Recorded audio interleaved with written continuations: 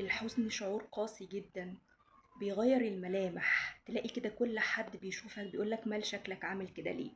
بيغير حتى نبرة صوتك لدرجة ان اللي بيكلمك في التليفون من غير ما يشوف ملامحك بيعرف انك انت متضايق ومخنوق، وده باين جدا على صوتك المتغير. سبحان الله، الحزن ده قادر ان هو يشقلب كيان البني ادم من صحته. حتى كمان تلاقي الانسان كان زي الفل، ومن حبة زعل للأسف الشديد مرض، جاله السكر، جاله الضغط، ووقع من طوله، وحاله للأسف الشديد مبقاش زي الأول لا صحيا ولا نفسيا. وعلشان كل ده النبي عليه الصلاة والسلام علمنا دعاء نقوله، وانت لازم تقول ورايا: اللهم إني أعوذ بك من الهم والحزن، وأعوذ بك من العجز والكسل، وأعوذ بك من الجبن والبخل، وأعوذ بك من غلبة الدين وقهر الرجال. صلوا على حبيبكم المصطفى وشيروا الفيديو علشان كل حد صايبه مكروب وحزن يكرر الدعاء اللي النبي عليه الصلاة والسلام علمه لنا. ويا رب يفك كربي وكرب كل الناس علشان خاطر الفرحة ترجع تاني تدق على قلبنا. تحياتي للجميع، مروة مغربي.